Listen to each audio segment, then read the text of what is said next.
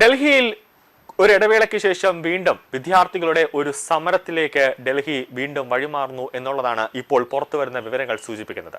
നമുക്കറിയാം, national testing agency അഥവാ NTA ഈ ഒരു NTA നേരത്തെ ഒരു നീറ്റ് UG പരീക്ഷ നടത്തിയിരുന്നു. അതിൽ വലിയ തോതിൽ തന്നെ അതിന്റെ ചോദ്യപേപ്പർ ചോർന്നു എന്നുള്ളത് ഒരു പ്രധാനപ്പെട്ട ഒരു കാര്യമായി മാറുന്നു. കൂടാതെ അവിടുത്തെ ഉദ്യോഗസ്ഥരുടെ ഉത്തരവാദിത്വമില്ലായ്മ കാരണം വലിയ തോതിൽ വിദ്യാർത്ഥികൾക്കടക്കം ബുദ്ധിമുട്ടുണ്ടായി. അങ്ങനെ വിദ്യാർത്ഥികൾ തെരുവിലിറങ്ങി പ്രതിഷേധം നടത്തുന്ന ഒരു സാഹചര്യമുണ്ടായി. അതോടൊപ്പം തന്നെ പാറ്റ പ്രവർത്തകർ എന്ന് പറയുന്ന CJP, കോക്രോച്ച് ജനതാ പാർട്ടി എന്ന ഒരു സംഘടന, ഇവർക്കൊരു പിന്തുണയുമായി രംഗത്ത് വരുന്ന ഒരു കാഴ്ചയൊക്കെ നമ്മൾ കണ്ടതാണ്. അങ്ങനെ അതിനുശേഷം കേന്ദ്ര വിദ്യാഭ്യാസ മന്ത്രി ധർമ്മേന്ദ്ര പ്രധാൻ രാജിവെക്കുന്നു. അതോടൊപ്പം തന്നെ NTA ഒരു രാത്രി കൊണ്ട് തന്നെ 40ഓളം ഉദ്യോഗസ്ഥർ, അതായത് താത്കാലികമായി ജോലി ചെയ്ത ഉദ്യോഗസ്ഥരെല്ലാം പിരിച്ചുവിടുന്ന ഒരു സാഹചര്യമുണ്ടായി. അടിമുടി NTA ഒന്ന് ഉടച്ചു പറക്കാനുള്ള ഒരു നീക്കത്തിലേക്ക് കേന്ദ്ര സർക്കാർ മാറുന്നു. നിലവിൽ ഇപ്പോൾ വീണ്ടും NTA-ക്കെതിരെ വലിയ തോതിലുള്ള ഒരു ഗുരുതരമായ ഒരു ആരോപണങ്ങൾ ഇപ്പോൾ പുറത്തു വരുന്നുണ്ട്. ആരോപണങ്ങൾ എന്ന് തന്നെ പറയാൻ പറ്റില്ല.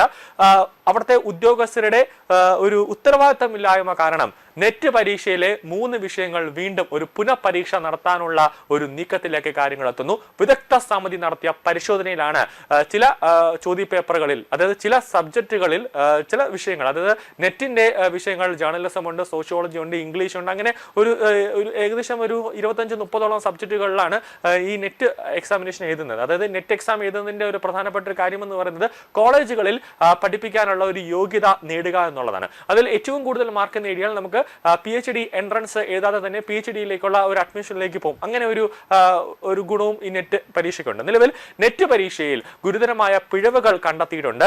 അതിനെ തുടർന്നാണ് 3 വിഷയങ്ങളിൽ പുനഃപരീക്ഷ നടത്താൻ ദേശീയ പരീക്ഷാ ഏജൻസി തീരുമാനിച്ചിട്ടുണ്ട്. അതായത് ഇംഗ്ലീഷ്, കോമേഴ്സ്, സോഷ്യോളജി എന്നീ വിഷയങ്ങളിലാണ് വീണ്ടും പുനഃപരീക്ഷ നടത്താനായിട്ട് നാഷണൽ ടെസ്റ്റിംഗ് ഏജൻസി ഒരുങ്ങുന്നത്.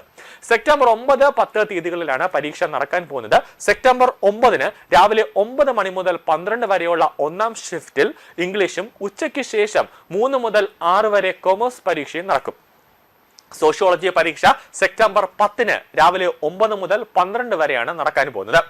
പരീക്ഷയെക്കുറിച്ച് ഉദ്യോഗാർത്ഥികളിൽ നിന്ന് വ്യാപകമായ പരാതികൾ ഉയർന്ന സാഹചര്യത്തിലാണ് NTA-യുടെ ഒരു നീക്കമുണ്ടാകുന്നത്. നമുക്ക് അറിയാം, കേന്ദ്ര സർക്കാരിന്റെ എല്ലാ പരീക്ഷകളിലും പരീക്ഷയൊക്കെ നടത്തിയതിനു ശേഷം ഉദ്യോഗാർത്ഥികൾക്ക് എന്തെങ്കിലും തരത്തിലുള്ള ഒരു പരാതികൾ ഉയർത്താനുണ്ടെങ്കിൽ അവർക്ക് അതിനു വേണ്ടിയുള്ള ഒരു സൗകര്യം കേന്ദ്ര സർക്കാർ ഒരുക്കിയിട്ടുണ്ട്. അത് എല്ലാ കേന്ദ്ര സർക്കാരിന്റെ എക്സാം ആയിരുന്നാലും ശരി തന്നെ, ഇപ്പോൾ കേരള സർക്കാർ നടത്തുന്ന എക്സാം ആയിരുന്നാലും ശരി തന്നെ, അതിനൊക്കെ ഒരു സൗകര്യങ്ങൾ ഒരുക്കുന്നുണ്ട്. അതിലാണ് വ്യാപകമായ ഒരു പരാതി ഉദ്യോഗാർത്ഥികൾ ഉന്നയിച്ചത്. തുടർന്ന് ആ പരാതി NTA-യിലെ ഉന്നത ഉദ്യോഗസ്ഥർ ഒന്ന് വിശകലനം നടത്തി. അതിൽ ചെറിയ തോതിൽ കടമ്പുണ്ട് എന്ന് ഉദ്യോഗസ്ഥർക്ക് മനസ്സിലായതിന്റെ അടിസ്ഥാനത്തിലാണ് അവരൊരു വിദഗ്ധ സമിതിയെ കൊണ്ട് ഈ പരാതികളൊന്ന് അന്വേഷിക്കാനായിട്ട് ഒരു തീരുമാനമുണ്ടായത്. അതായത് നേരത്തെ പറഞ്ഞതുപോലെ ഇംഗ്ലീഷ്, സോഷ്യോളജി, കോമേഴ്സ് എന്നീ വിഷയങ്ങളിൽ ഉദ്യോഗാർത്ഥികൾക്ക് കട്ടിയേറിയ ഒരു കടുപ്പമേറിയ ചോദ്യങ്ങൾ, അവരുടെ സിലബസിൽ ഉള്ളത് അല്ലാത്തതെന്നും പുറത്തുനിന്നും വരുന്ന ചോദ്യങ്ങൾ, ടൈപ്പിംഗ് മിസ്റ്റേക്ക്, പിന്നെ ഉത്തരങ്ങളൊന്നും, അതായത് ചോദ്യങ്ങളൊന്നും തന്നെ നമുക്ക് വായിച്ചിട്ട് മനസ്സിലാകാൻ പറ്റാത്ത ഒരു സാഹചര്യത്തിലേക്ക് എത്തുന്നു. അങ്ങനെ മൊത്തത്തിലൊരു ഗുരുതരമായ ഒരു പാകപ്പിഴവ് ആ ചോദ്യപേപ്പറിൽ ഉണ്ടായെന്ന് ഉദ്യോഗാർത്ഥികൾ ഒരു പരാതികൾ ഉയർത്തി. അങ്ങനെ പരിശോധനയിലാണ് ഗുരുതരമായ അപാകതകൾ ഉണ്ട് എന്ന് വിദഗ്ധ സമിതിക്ക് മനസ്സിലാവുന്നത്.